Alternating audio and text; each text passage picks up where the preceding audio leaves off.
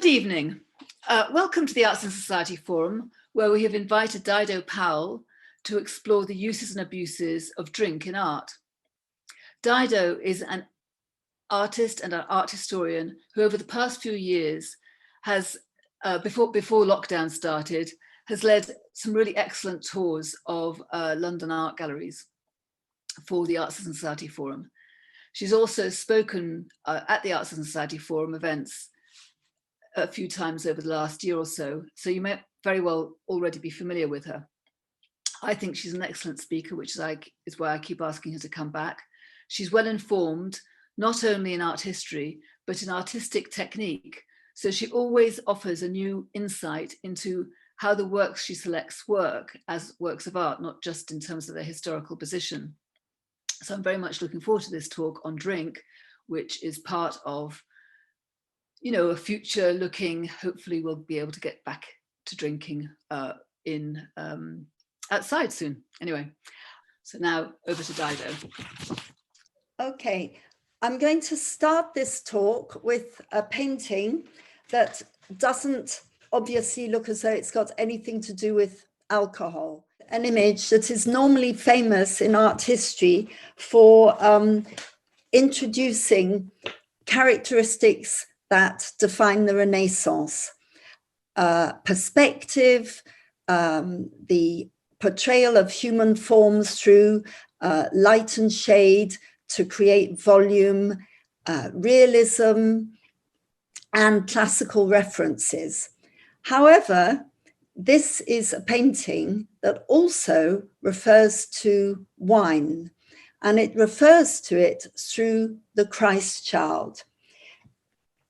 As I said, the painting by Masaccio introduces monumentality in art, a new vivid realism, a lack of idealization, recession, internal depth, and individualization.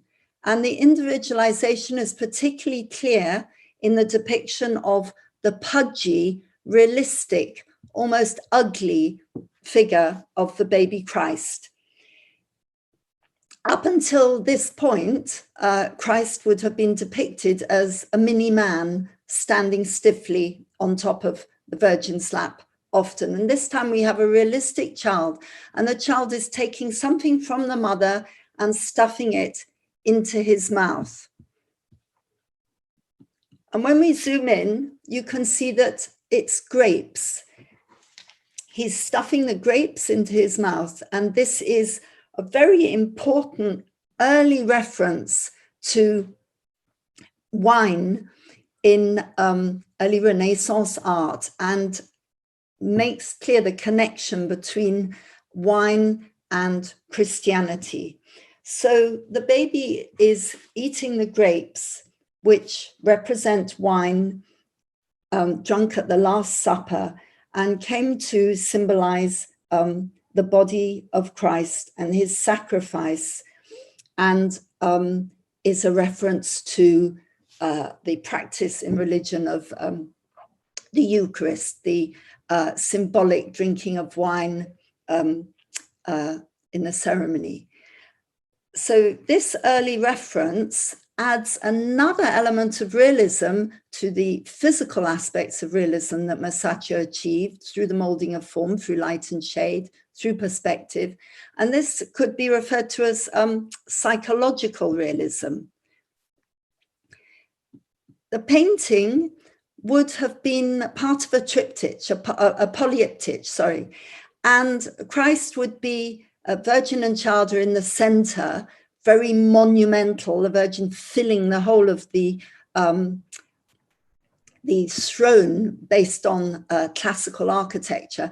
And if you take a line directly up from the moment the Virgin's hand touches the Christ child and the grapes, you take a line up and it takes you straight up to Christ's crucifixion, his sacrifice, and going down, you go straight to Nativity.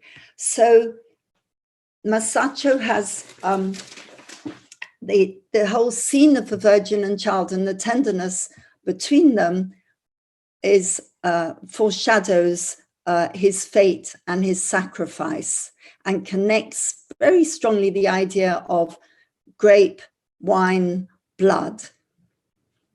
In Giovanni Bellini's Blood of a Redeemer, you have a really overt representation of this idea of the sacrifice. So here, streaming from the wound in Christ's side, the blood falls directly into the chalice, which is the sacred cup that holds the wine during the ceremony of the Eucharist.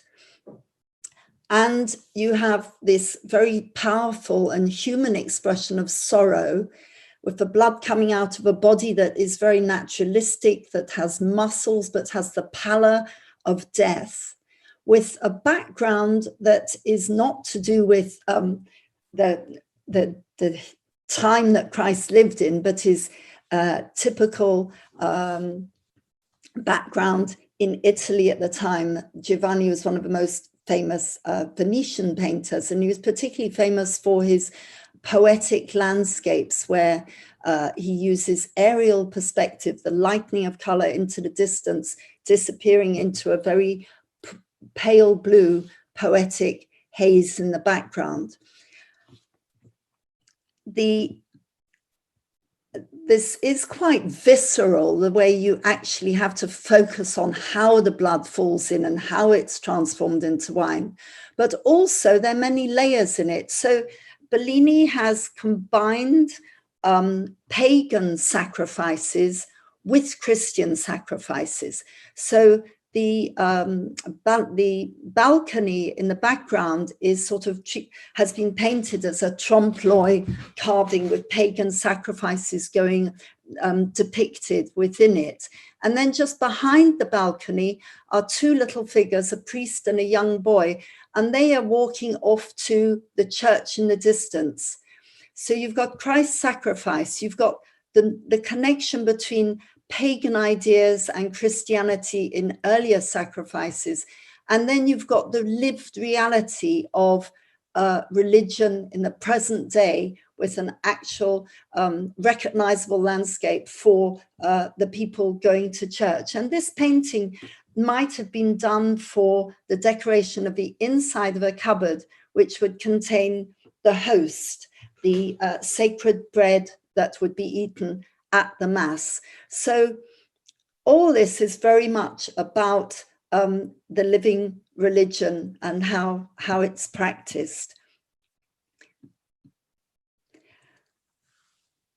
Now we come to another religious depiction to do with wine, but here we're not focusing so much on the sacrifice as a miracle created by Christ. And this is a very, very opulent, very lavish, and very dramatic and theatrical painting with three parts to it. So you have this marvelous open sky in the background with many figures sort of leaning over the architecture, and the setting, the whole setting relates very much to the original setting of the painting. The painting was produced in a Venetian monastery, the Church of San Giorgio, and the church had been redone in Palladian. It was a Palladian rebuild. And the architecture within the painting then extends and reflects the architecture within the room. So when the monks would be feasting behind this painting in the room, it would be a total environment, almost like a stage set.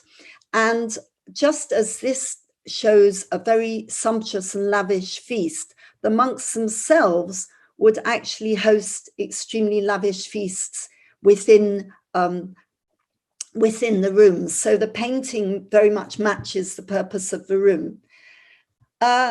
It's religious and secular. It's spiritual and it's everyday. And it's lavish, ostentatious, and luminous and luxurious, but it also has areas that relate very much to the value of modesty, particularly within Christianity. So the story was written about by the Renaissance poet, and comes from the Bible. The poet Arantino wrote a book called The Humanity of Christ, and this refers to the biblical incident when Jesus and Mary were invited to a wedding, and in the middle of the wedding, or well into the wedding, the wine started to run out, and Jesus asked for some stone vessels, stone jugs, to be brought to him, and he turned the water into wine. And the story goes that people were asking why the very best wine was saved to the last, that normally you would have the best wine first. So it's a story that really revolves around this sort of blessing and thanking for the alcohol. And they're proverbs in the Bible. It could relate to honor God. If you honor God, your vats will overflow with wine. And another phrase from the Bible, wine that gladdens human hearts. So the wine is seen as sacred, and yet it's seen very much as a joy giver. So if you take the religious element, there is a sacrificial reference within this painting, though this subject is a sort of precursor to the Last Supper and the Eucharist. If you take at the top row, you have all the servants preparing the food for the banquet. And another undercurrent running there is that there's a whole hierarchy of who prepares which sort of food within the banquet, an ascendance of different skillful roles. But just here in the middle is a man with a knife, and he's cutting up the lamb. So he's cutting up the meat, and this would be the preparation for the first course. If you follow the line directly, the line of the knife directly down, you go through the chief ray of light in Christ's halo, through into him, through his nose, right down to the bottom, where actually a music case also forms a vertical line. And so the hacking of the lamb there symbolically refers to Christ as the Lamb of God and his sacrifice. It has the religious theme, but it also has a lot of social themes. This weddings in Venice were very political and very social, and there were various rules as to sort of what could be done and how you do it. So though all the dresses look incredibly lavish, actually the feast itself, as a last course, was supposed to be fairly modest. And there was even a law introduced in 1562 determining what should be eaten at a wedding feast, that you should have one meat dish, that you shouldn't have any fancy fish, that you shouldn't have any sugary dessert. And in a minute, I'll show you what the desserts look like. But very importantly is the actual miracle that's taking place. And so Veronese has very cleverly absorbed this notion of a miracle into what looks like a very naturalistic depiction of servants getting the wine ready. So this is very crucial in the painting. You have a foreshortened figure, and you have a hole that sort of sucks you in, so that actually when you cast your eye around the figures, you are still sucked into the miracle. So here you have a stone vessel, as described in the Bible, pouring into the jug for the wine, and you see the water being turned into wine. And then you have a depiction of the poet Arantino looking at the wine and looking at the miracle of this sacred liquid. In fact, Arantino wrote in filling a glass of crystal, one could have sworn it was bubbling with rubies. So you get the connection of preciousness and value in his description of the wine. And the miracle was supposed to have only been understood by the servants and all the people who were preparing the food. The guests did not know about the miracle. And Veronese includes all these details. So the people are famous people of the time. They're also famous dead people. It's a sort of a pantheon of all these famous characters. The figure in white is a self-portrait, so that's Veronese himself.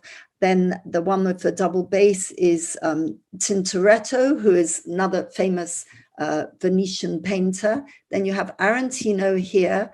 And then the couple, you have Christ as the center, and the actual married couple are sort of shoved right into the corner of the picture, but are dressed very lavishly.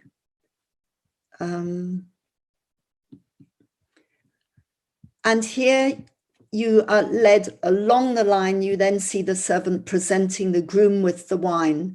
And this whole array of characters with different colored turbans and robes, so that you sort of bounce across the picture through these amazing colors. And you not only have the bodies themselves leading you through, but the colors also. So you can go pale blue, leaping into pale blue, leaping into pale blue, then down to pale blue, up, leading you, twisting and turning through the different figures. And then the green turban taking you down through to this figure with the green. And again, it's then caught out and leads you across. If you look closely at the table, it's in stark contrast to the lavishness of the goblets and the dress. There is just fruit, and the fruit appears to be grapes and possibly bits of bread. So the grapes both illustrate this new edict that you should only have fruit as your dessert, but also they perfectly then go back to the central theme of religion and the notion of blood and wine and Christ's sacrifice. And this all connects into the wider sacrament, which is the sacrament of marriage. So you have this idea of alcohol connecting to religion, connecting to the sacrament of marriage, and reflecting the proverb, honor your vat, honor God and your vats will overflow with wine.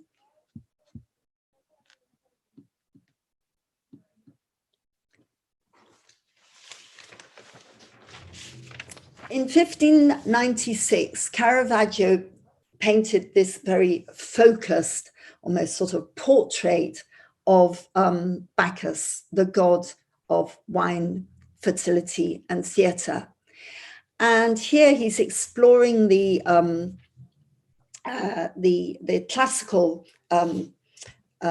allegory, the classical figure of Bacchus, and this pagan figure also you could even connect back to Bellini's introduction of pagan symbols in the Renaissance. And Renaissance was famous for the joining together of Christian theology, Christian thought and tales with pagan gods. This was commissioned by Caravaggio was working for Cardinal del Monte, and he commissioned this in 1596. And he was a big fan of Greek mythology. At least that's a respectable account of what he was. He actually clearly liked young boys a lot, as did Caravaggio. And Caravaggio did a whole series of young men for the cardinal. And here you have Bacchus has the traditional symbols. He's got the crown of grapes and leaves, and he's got the classical robes, and the body. Both the grapes on his head and the body itself relate closely to Michelangelo's statue of Bacchus, where he created a nude statue that was very muscular and very sensual, and that had sort of rather prominent nipples. And here, sort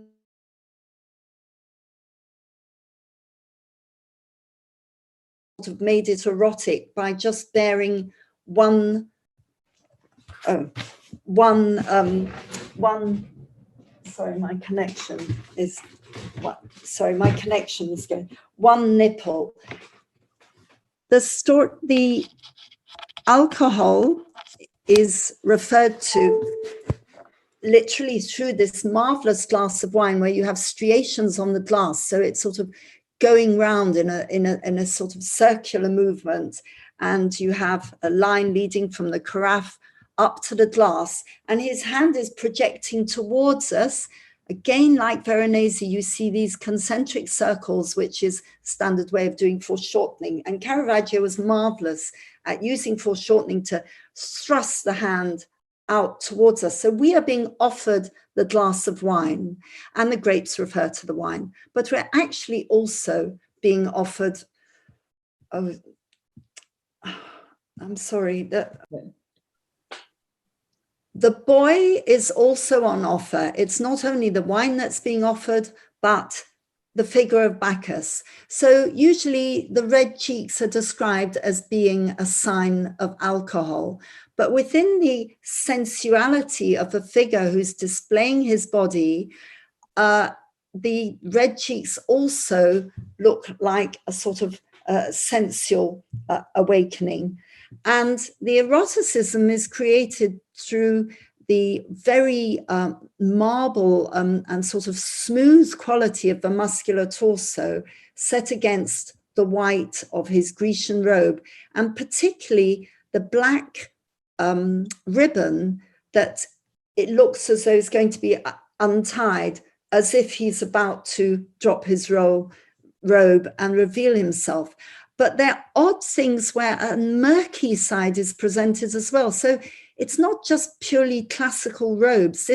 The robe to the side is a murky grey, and underneath it is actually an almost filthy bit of old cloth. So there's something slightly disturbing in the murkiness and the realism of these elements. And Caravaggio was famous for introducing an almost vulgar form of realism within his work.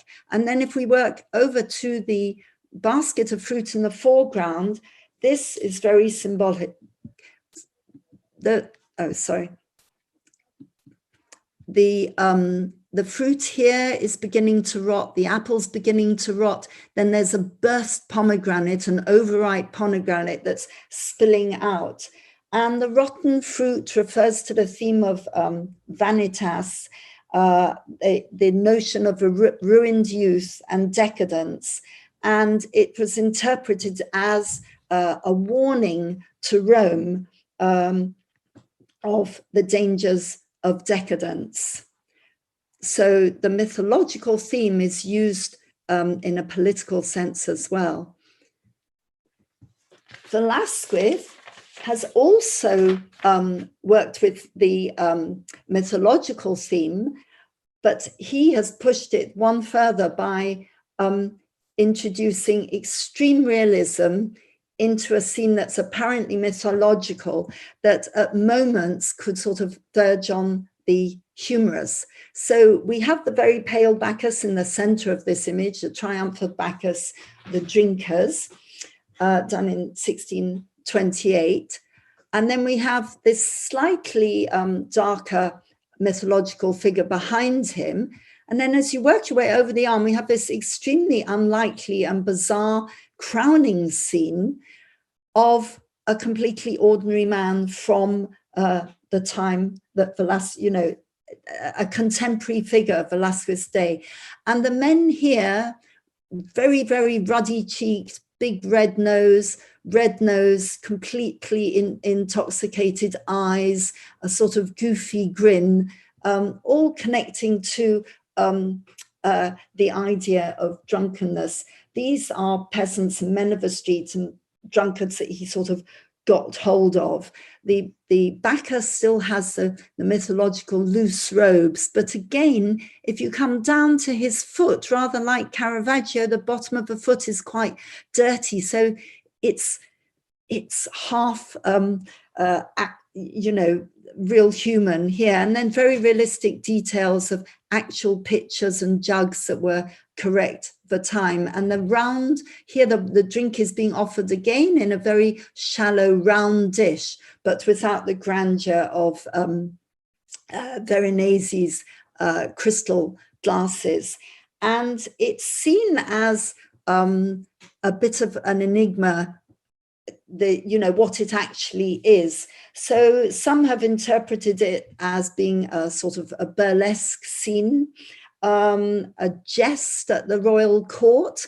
A lot of Velazquez paintings had undercurrents of sort of contemporary arguments and things to do with status and jabs at the court.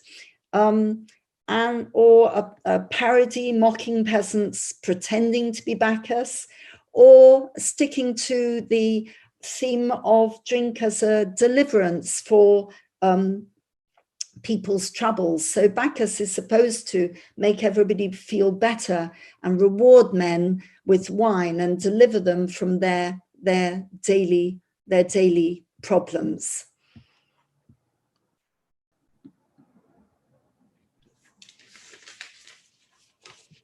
In the golden age of Dutch painting, Frans Hals became very famous for creating incredibly spontaneous and realistic portraits. And a lot of his realism was linked to his technique, which was very, very sketchy, fluid, fast. You could almost sort of feel the movement of a brushstroke skidding over the surface. And he's one of the first artists to manage the instantaneity of a smile without it becoming a grimace. So this has been named the Merry Drinker, and it's usually described as a painting that shows that Frans Hals himself was a very heavy drinker. So often when the theme of drink and art are treated, people get quite obsessed with how much the artist drank, and that seemed to be the primary interest. Well, Hals himself said that he was filled to the gills every evening, but art historians have actually argued that he couldn't have been that drunk because he produced such an enormous amount of painting that there would have had to be some sort of rigorous routine going on there. But this one I'm showing you simply for the very minimal way that drink can be portrayed in a glass. And this is another theme connected to the theme of drink, that just as you have landscapes where air becomes a very important theme and water, these qualities that are very hard to catch. So transparency in a way ought to defy what's possible in art. And really, it's this shot of white and the smear of white there that shows you it's a glass. So it's the feeling of the liquid is created through very minimal gestures, and the reflections echo his ruff around his sleeve. And again, the hand is coming out to us, so we're being invited in. And then when you go up to the face, Hals very cleverly here has not only done the red cheeks and the red nose, which we've seen in the previous pictures, but he's put a highlight on the forehead, so the figure actually has that sort of sweaty, clammy look that you get when you've been drinking too regularly. So just a few flicks managed to capture that feeling. And also at this time, he sort of represents a boisterous optimism that was greatly prized in Holland as a novelty feature in painting. This painting by Jan Steen represents another aspect of Dutch painting, and these types of paintings are called genre paintings. low life paintings, and they became very popular. There was a big market for them amongst the Dutch mercantile classes. And the theme was that they would, they were popular with the bourgeoisie. They would buy them as moral tales, warnings against certain immorality. But whilst feeling smug that you possess a moral painting, you can actually take a prurient delight in an image that's lusty and sexy and you know, shows vice. So you can enjoy the vice whilst at the same time feeling you've bought yourself a moral place. So in this painting, the whole composition is quite circular, and it's clever the way Jan Steen has it's predominantly in greys or modulated purples and greys, so that the woman who is drunk stands out, and most prominent are her red stockings. And Jan Steen worked with symbols a lot, and the sort of the red stockings are standard color for prostitutes. But when you then come up the leg from the red stocking, you suddenly see marks of red on top of green silk, and you realize that actually she's wearing a very expensive material, and she's also got fur on her jacket. So this makes it an even stronger immoral picture, because it's possibly a well-to-do woman who has collapsed from a tavern, completely drunk, is being put into a wheelbarrow to be taken home. And one of the key signs of the dissipation of the whole scene is that children are running amok. So it's the child who's happily holding the wine, while some other characters are maybe bringing water out to possibly slosh on her. And then you have a little vignette in the background of a woman collecting water. The Dutch were very interested in proverbs and sayings. So, for example, these two extraordinary figures here with particularly long noses illustrate the Dutch proverb, pointed nose and pointed chin, the devil dwells within. The title of the work, Wine is a Mocker, is a biblical proverb. Wine is a mocker, strong drink a brawler, and whosoever is deceived thereby is not wise. And so there's this whole notion that these children are being given a very bad lesson on how to behave within the picture. And Steen often includes discarded objects that have some sort of symbolic meaning. Well, it's quite clear here that the shoe that's pointing up her skirt is a rather sexual gesture. The pipe sometimes refers to sex, and in lots of his pictures he has dogs. So here you have dissipation. It refers to attitudes to drink at the time, very practical attitudes. Drunkenness was the cause of many timber buildings catching fire, so they wanted to warn against that.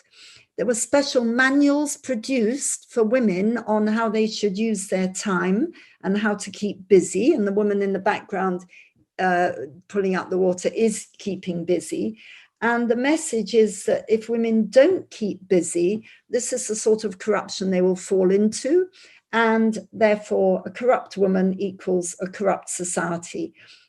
So these were the social themes going on. But basically, the lustiness of the woman and the revealing of her breast allowed people to get a titillation from a moral tale. Hogarth produced these etchings, engravings, on the theme of industry and idleness. And Hogarth is an English artist who was very, very against particularly Italian paintings. He was against the classical aesthetic in Italy. He was against Rococo work in France. And he wanted to set a standard whereby art would be based in experience and the present. But these etchings are educative, you know. They are a response to a new act that was brought in 1751 to curb the production of gin. So I'll have to explain it sort of a bit quickly. You have two sides. So on this side, you have beer. And beer is seen to bring, well, these fellows are very rotund and prosperous, and he's managing to flirt with the girl fine, and she's able to sell her fish, and the buildings are in fairly good order. And up on the church, it's King George II's birthday, and a flag is flying. And over at the front is a tract written by King George advocating the importance of commerce and peace. And within the painting, the only thing that is ragged is the pawnbroker's shop. I'm going to talk about the main bit that is sort of famous, Gin Lane, in a minute. I can blow that up, but there's one bit I'd like to highlight here. Within a notion of business working well and beer being a national drink coming from England, being good for people and helping prosperity, there's one skinny person, his thinness accentuated by the bulbous chaps below, and he's the painter, and he's painting a sign, and the sign he's painting is for gin. And Hogarth had strong feelings about the bad role of the painter in society in England. And it's a reminder of the neglect that the British had for their native artists. And painting the sign of gin is actually suggesting that though the beer side, which is set near St. Martin's Lane, shows prosperity and wealth and industry, actually it is it came about through the exploitation of what we see happening in Gin Lane on the opposite side. And then I'll bring that up more larger, but you can see that there's a lot of chaos here. Rioting, buildings collapsing.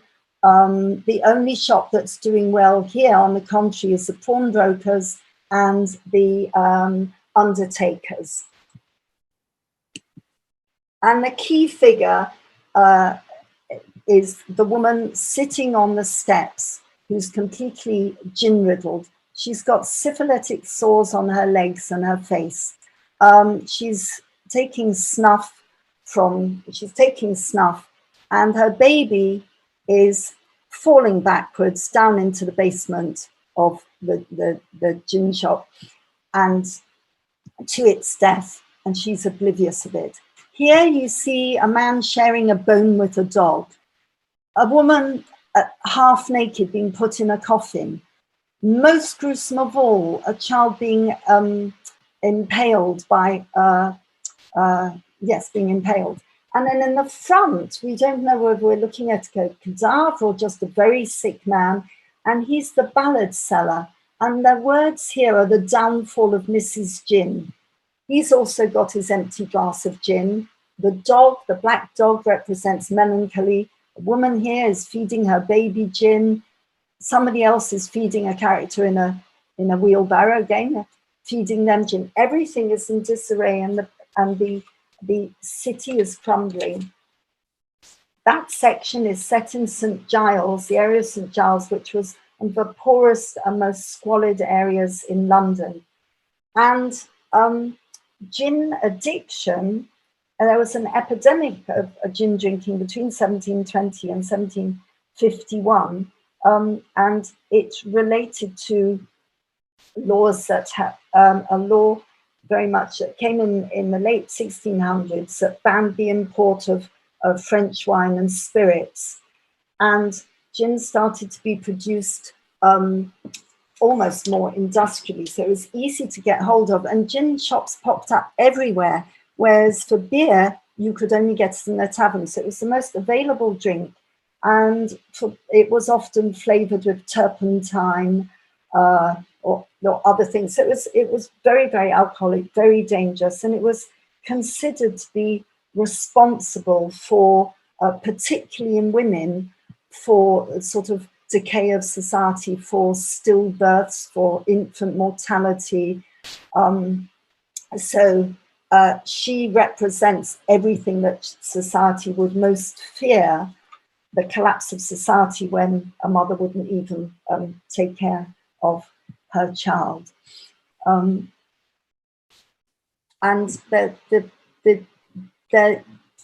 Hogarth has this amazing way of making an argument through almost a visual pun. So the man here, his face and his cheeks, his nose, they're all sort of falling in folds that echo the folds of the dog. They're both bestial, they're both one.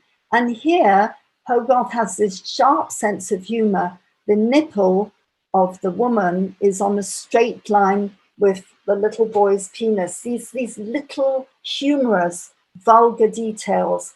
And so though he's bringing out the vulgarity of the people here, he's very, in general, he's very keen to point out that there's a vulgarity underlying a veneer of politeness in society.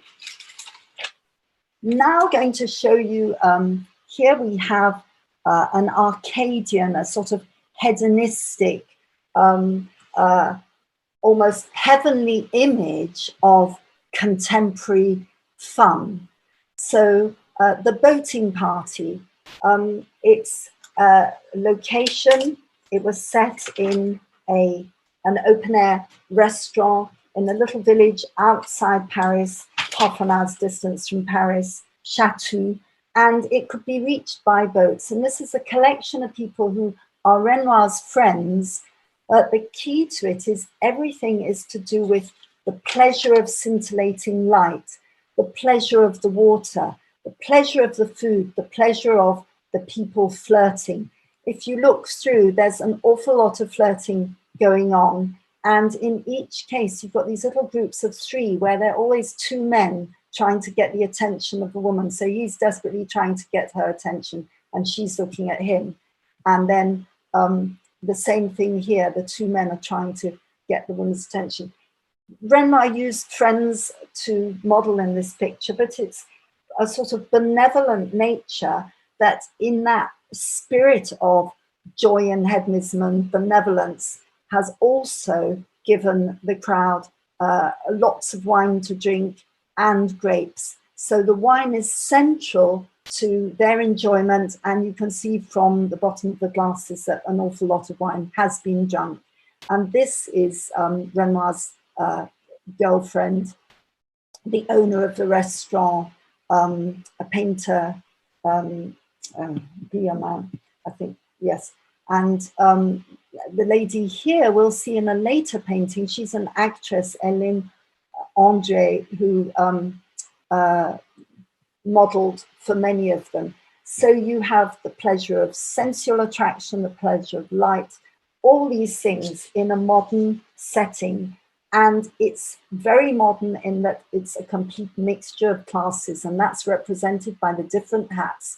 The top hat is actually Charles Euphrasie, one of the richest art dealers at the time, and cloth caps, and then boating hats and bowler hats, all showing this whole mix of classes and the new society where this sort of socializing was taking place. The detail of the glasses, just to show alcohol and glasses were marvelous things for painters to paint because they're so incredibly difficult to capture the feeling of liquid and to capture reflections.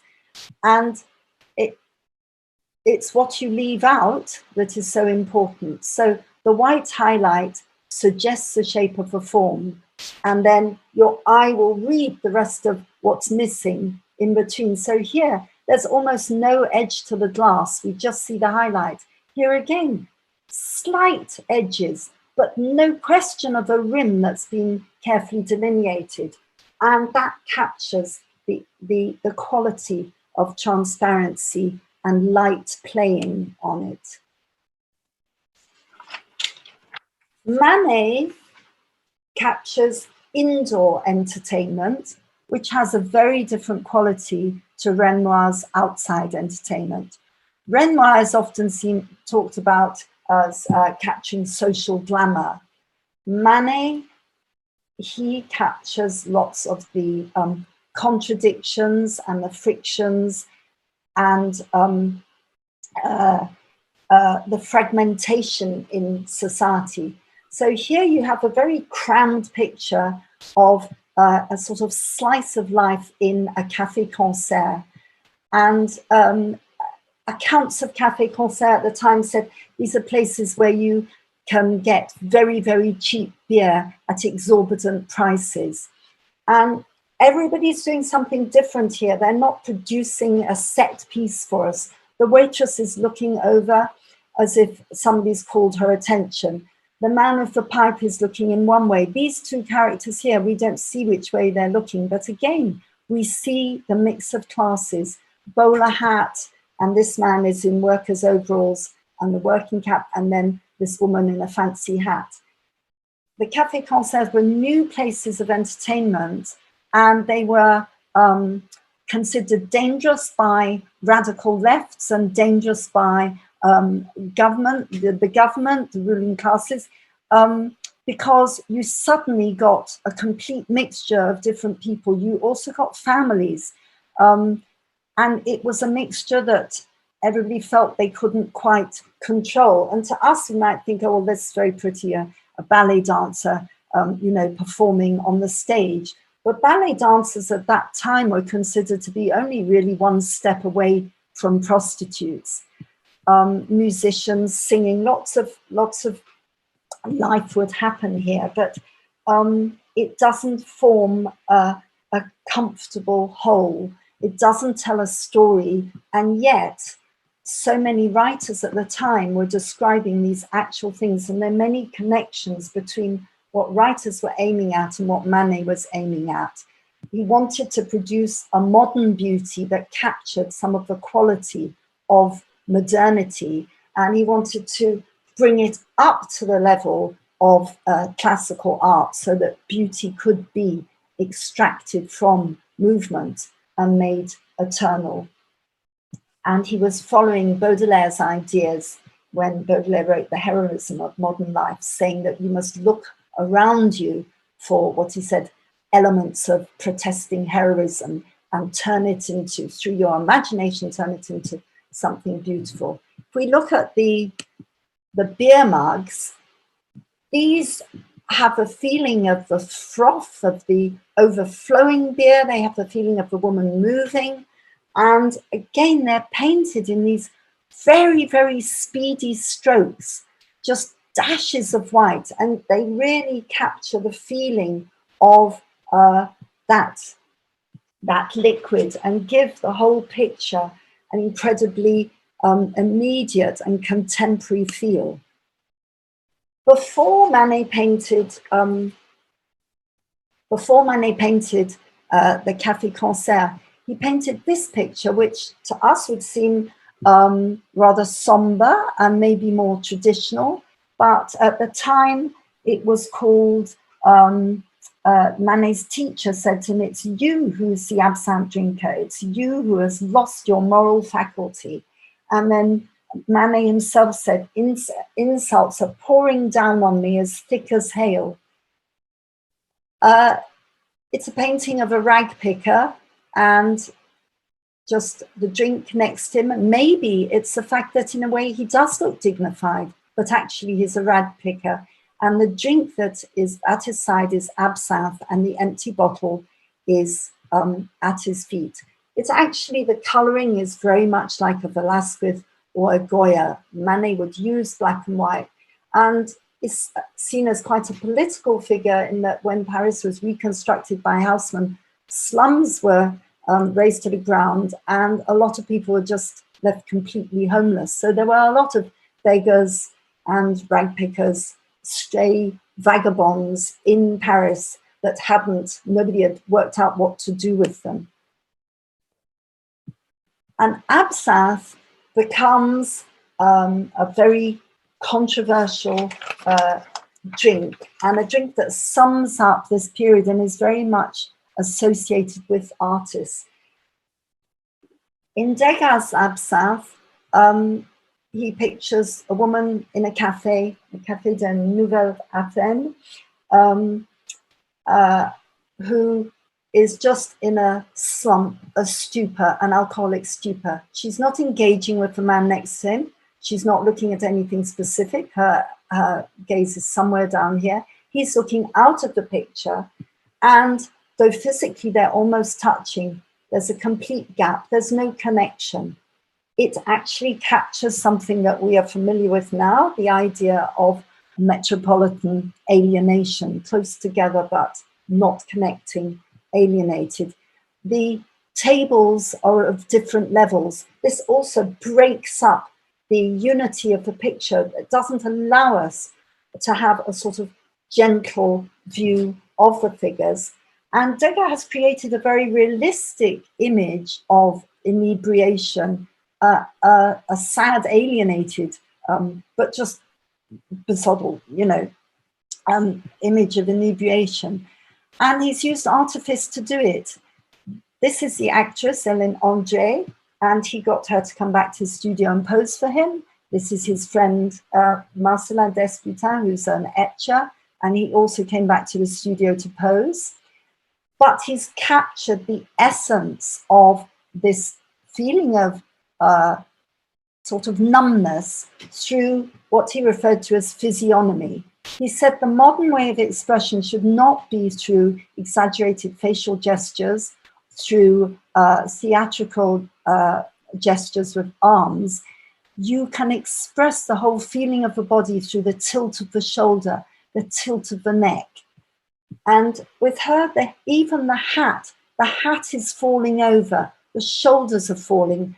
And then the most obscene of all, to people at that time, her legs are apart. The legs are just placed wide apart, exaggerating her sort of stupor. And it relates very strongly to a description in a book written by Zola, The Dram Shop, an account of a laundress who's trying to build up a good laundry, and then her business, it runs into trouble, it starts failing. There's an account of her sitting in a cafe like this. And Degas knew Zola, and there's a sort of a whole battle between the painters and the writers as to who is capturing realism better. And Degas' answer to Zola is, in a single brushstroke, we can say more than a writer in a whole volume. But Zola argued no painter had achieved quite what a writer could achieve in the modern movement. Absinthe, I'll explain what absinthe is made of, but it was considered to be a sort of the cocaine of the 19th century. It's an amazingly powerful drink and has many characteristics similar to gin. Not absinthe here, but Van Gogh's take on drinking. Here, the sign that the woman has had too much to drink, she has two saucers under her bière. This is a cafe in Paris that Van Gogh would go to regularly. And she is the owner of the cafe, Augusta Segatori. He had a brief affair with her. In the background are Japanese prints. Van Gogh would go to the cafe and he would give artworks for meals and drinks. But he put on an exhibition of Japanese prints in the cafe. And this has great meaning in relation to the figure here, because Van Gogh felt that in Japan, the women were unsullied and were living a much purer life. So whenever you see a picture with a Japanese print with a female in it, near a picture of a woman, he's longing for a more ideal sort of life. And her drunkenness is expressed through the eyes that are completely skew with, and also the slightly subdued expression. And the cigarette and the beer together, they're both signs of everything that a woman shouldn't be doing. at this time, it's a notion that people have abandoned their homes and they're living in the street. The same applies to the Café Concert. They no longer want to be confined in a domestic sphere, and everybody wants to be out and about. If she, he also had this theory that prostitutes were the natural companions of painters, that painters and prostitutes defied bourgeois society by both being outcasts, and he would refer to them as being natural brothers and sisters in suffering. This is a still life of a glass of absinthe, and it sort of explains how absinthe is drunk. It's a very strong liqueur that's made out of green anise, fennel, and woodworm plant. And you pour water into it, and it turns this cloudy, sickly yellow. Many descriptions of it in 19th century is people describe it as this sort of putrid, sick color that sums up the seediness of the society. But artists found, particularly Van Gogh, he was very keen on the green element. It starts out green before you add the water. And this whole picture is engulfed in the color scheme of the glass itself. So you're almost, even the view outside, you're almost in an underwater scene. And in the jug, you have all these striations, and the striations that he uses, these short little brush strokes, they come from his interest in Japanese prints. You can see it particularly in the wooden paneling here. In Japanese prints, different spatial areas would be depicted by lines of different lengths and different types. And he sort of adapted this linear method as if he's breaching the barrier between drawing and painting, and decorated the glass with this. And also yellow, one further thing, great technological advances in paint making had taken place this time. And there were new yellows on the market that hadn't been around before. And that also was a great encouragement to Van Gogh to use yellow. And he believed yellow was the sun, was a color symbolic of happiness in Japan, and the color of the sun, which creates the soul. So there's a whole series of ideas behind this. I wanted to include this advert showing the dangers of absinthe. L'absinthe rend fou, c'est la verre qui vous faut. It sends you mad. It's a green drink that you want. It's good because here you actually have a lesson in how you drink absinthe. So you would put this spoon with holes over the glass. You would then put a sugar lump on the spoon. Yes, you'd have the absinthe, and then you pour the absinthe through that and fill it up with water. And the man shows how mad he is.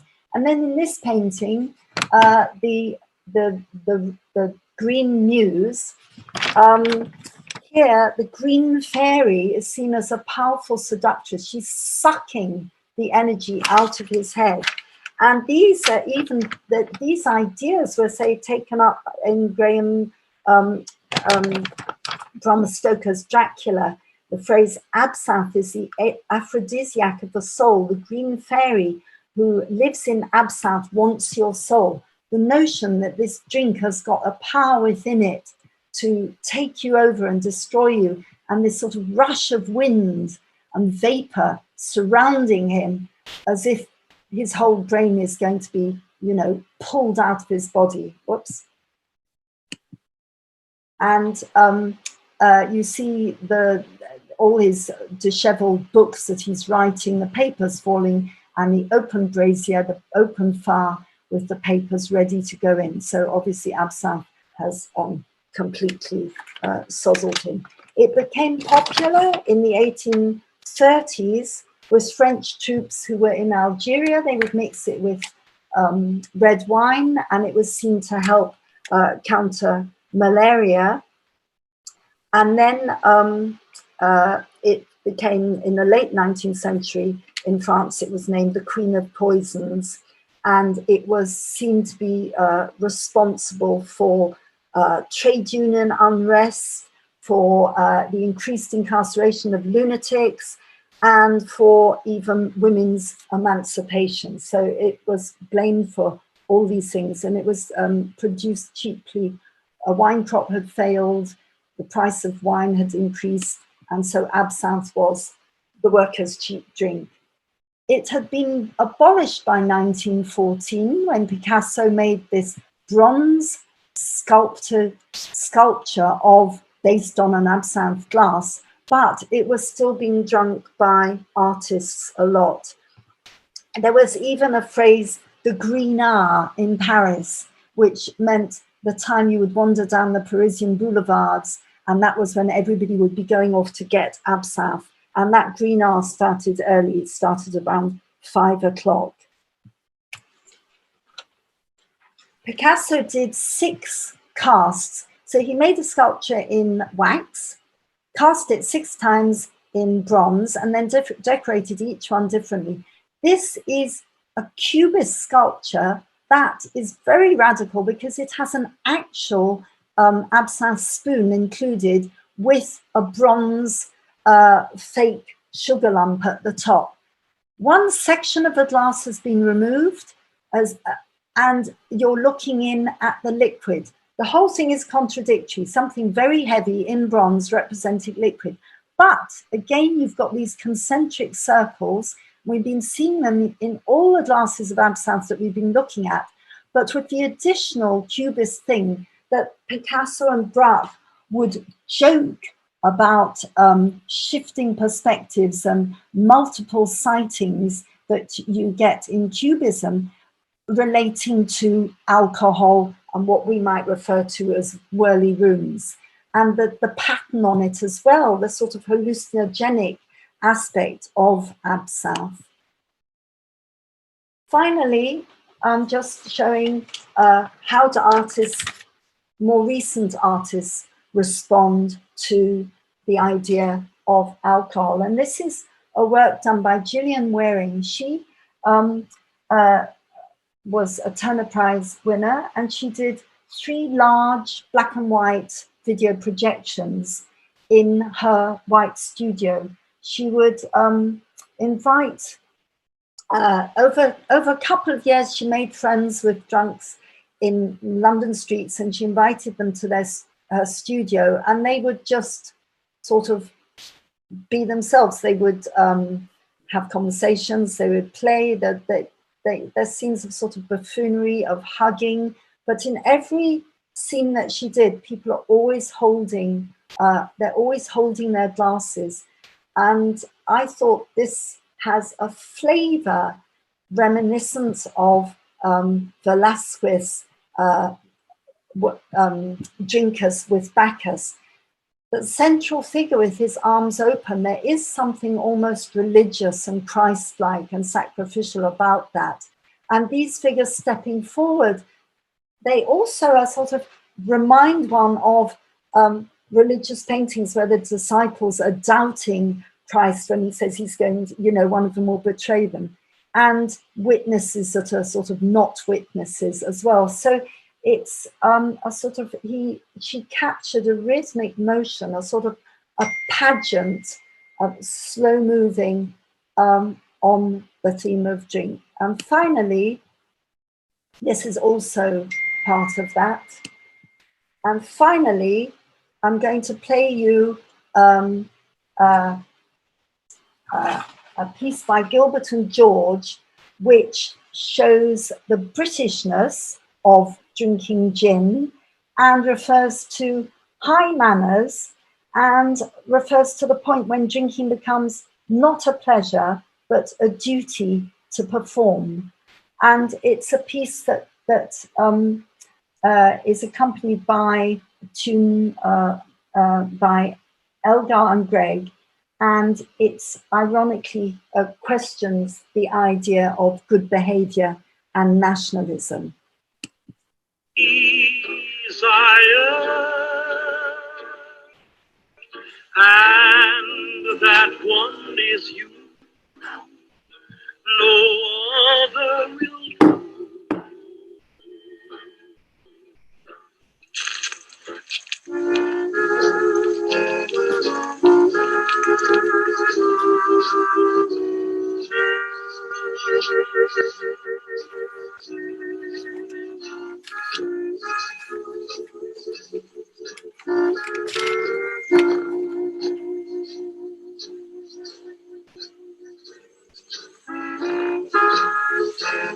makes us drunk.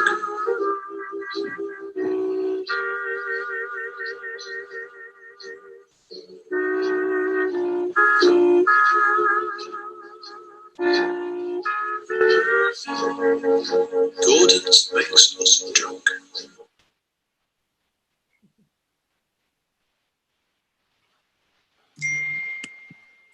Okay, that's the last slide, and there are many artists who are probably still dealing with the subject of drink.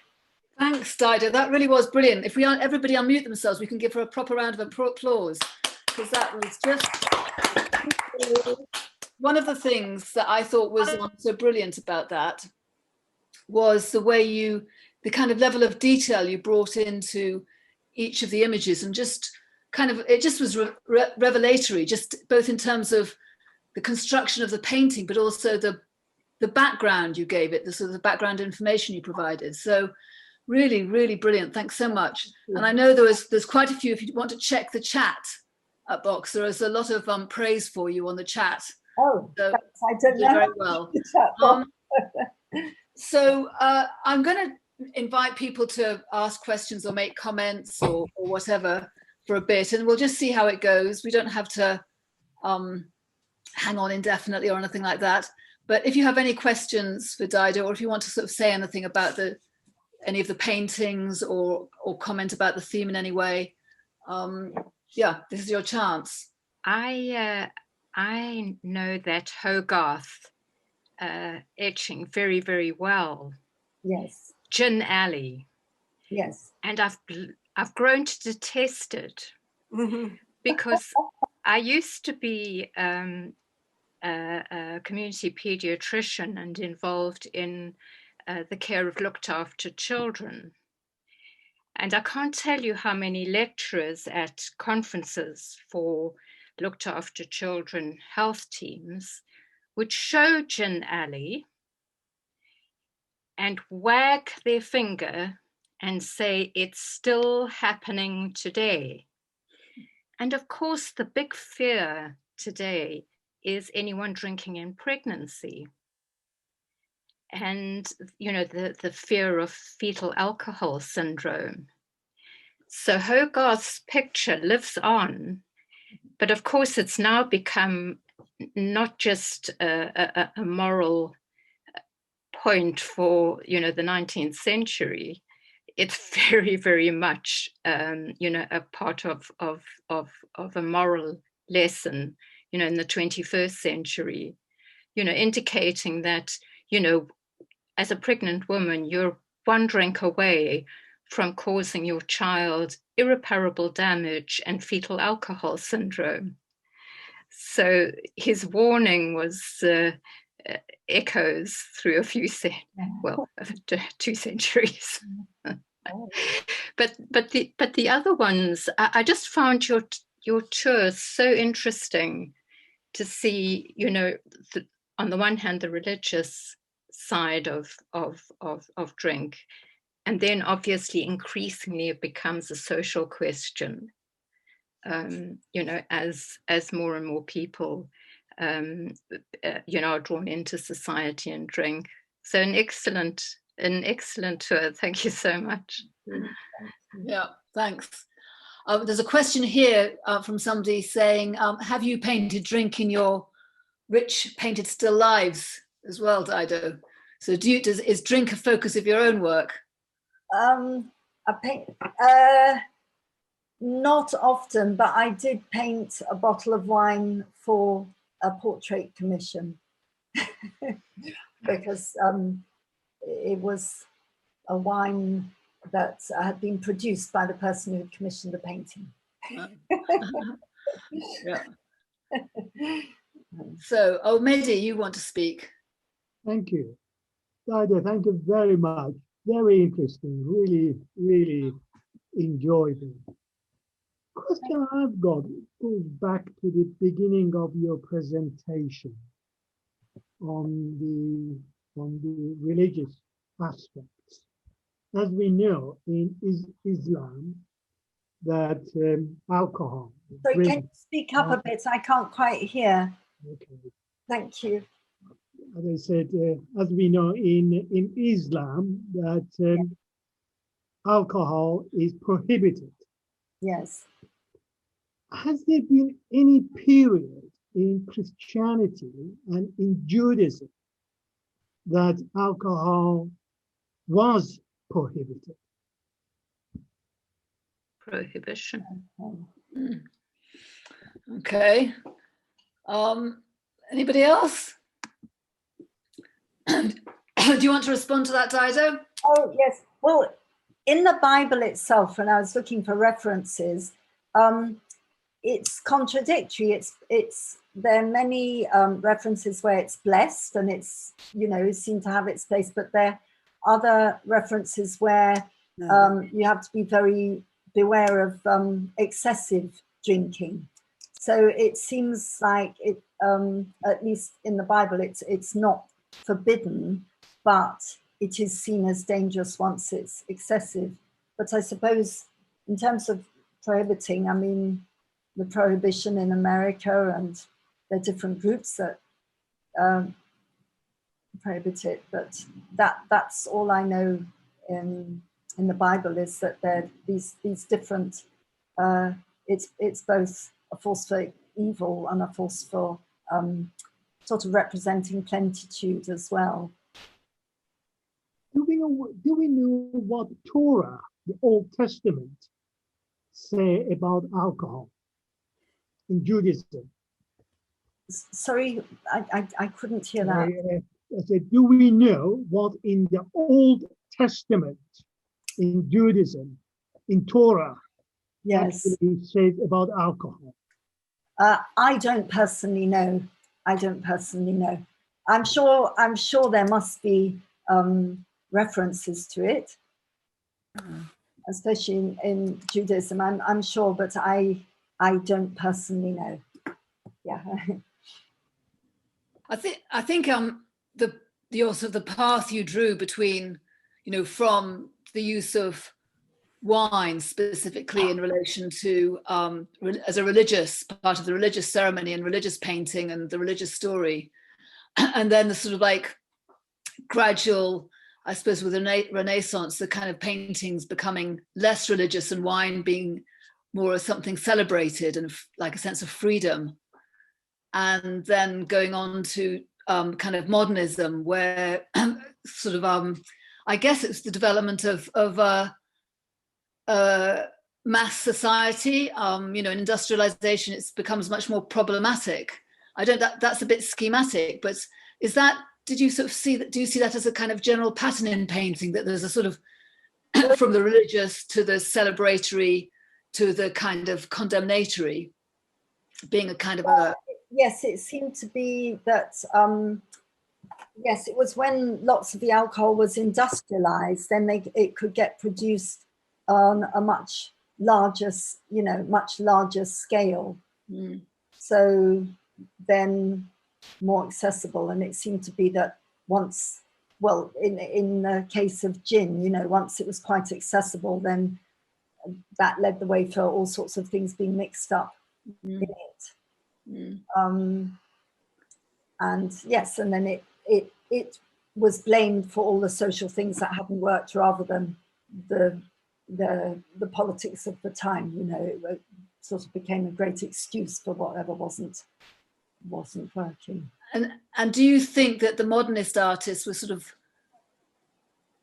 their relationship to it, because it's almost like they saw it as not, well, a kind of, that a lot of artists themselves enjoy drink, as well as sort of... I think it sort of has become part of a kind of bohemian myth about the artists. Yeah.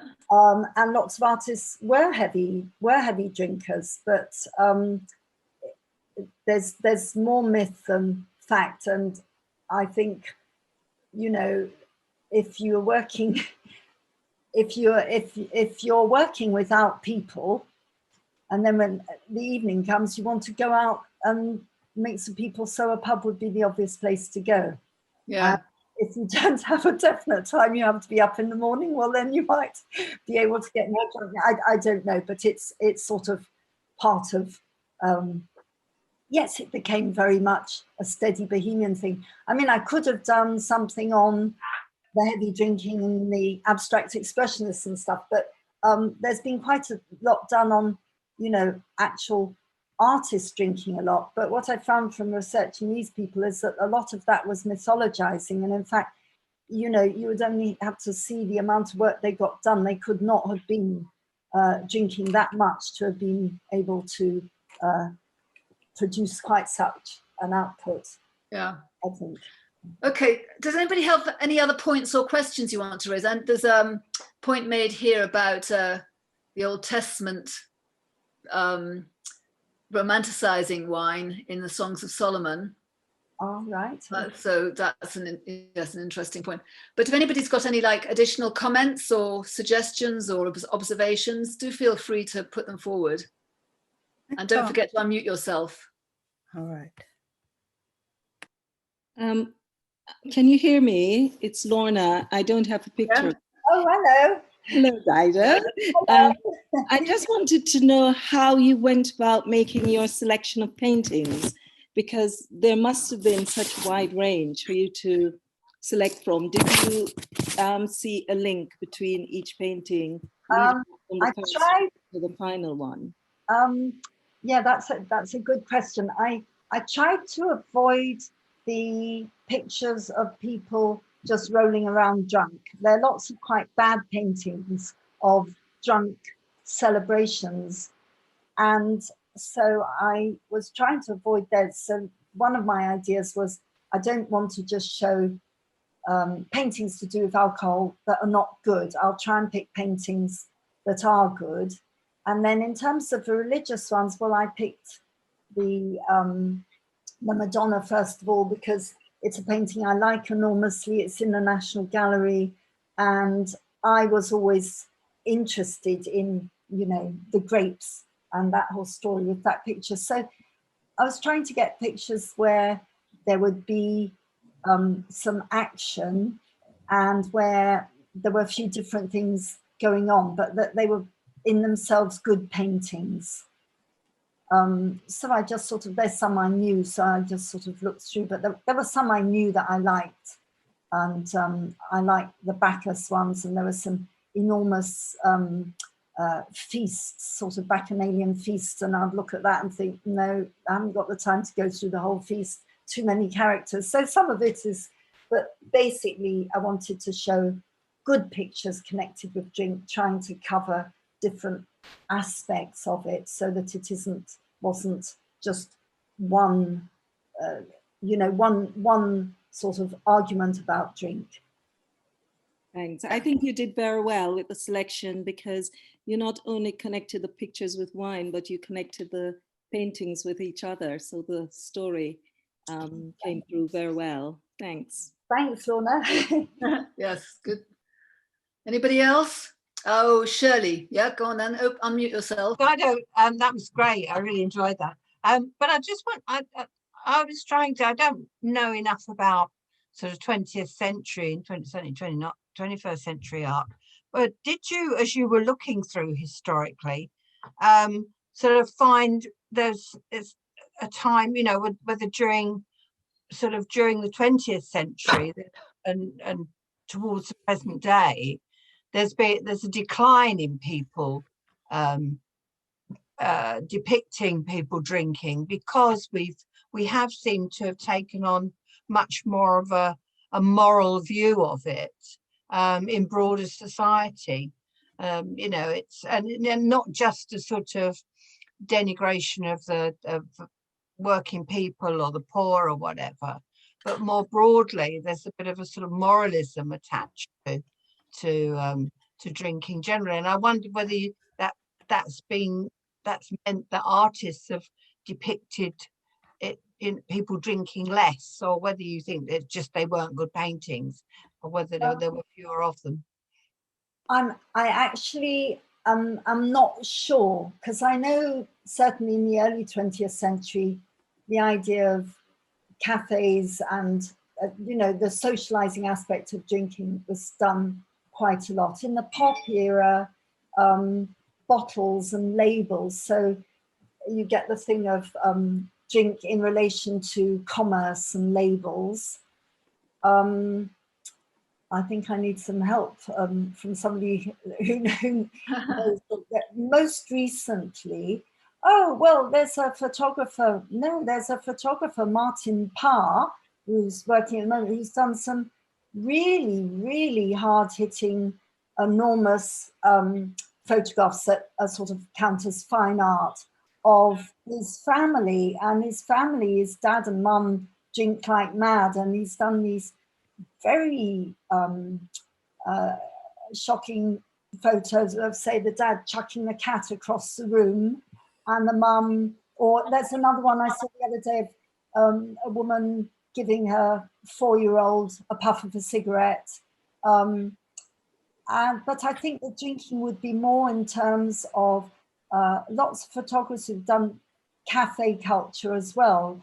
Tillmans, the photographer Tillmans, clubbing and cafes. It might be more in that context, but actual painters, it's difficult to tell, because actual painting is, you know, even figurative painting now, it's not the predominant art form at the moment, you see.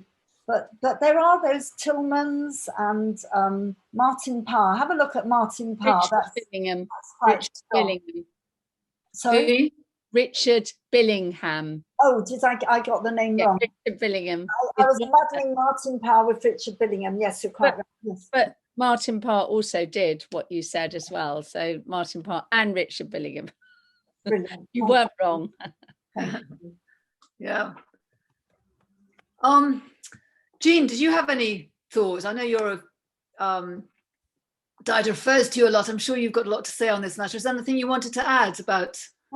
No, I think Dido used a very good example with Gillian Waring, because that instigated a lot of criticism when it was shown at the Serpentine Gallery as being very voyeuristic, because she was using drunken people in it, you know, giving them drink in order to perform in the work. But Dido's right. I can't think of any particular paintings right now she's mentioned it, contemporary works, but certainly in photography there's a little bit more, and there's some abstract work. Michael Craig Martin has done some things with bottles, but not and glasses, but not about drinking per se, just the symbols of that. So I think Dido covered it very well. There's some contemporary video artists who have, you know, done cover the club scenes and things like that, but it seems to be a little bit different, from in painting, certainly. But Dido's the expert on the painting there, so. Yeah. Good. Okay. Well, I think probably we'll draw it to a close. Is there any final comments you'd like to make, Dido, or should we just give you another hearty round of applause? Thank you very much, all of you, for coming, and I will go and find out. I'll need to delve into some other religions and find out more. Even Christianity was very difficult for me, because because I'm an atheist, so that was quite hard work for me. So yeah, there's an awful lot of work there. Yeah. Okay, well, unmute yourselves and just give her a final. Thank you. Thank you for all coming. Thank you very much.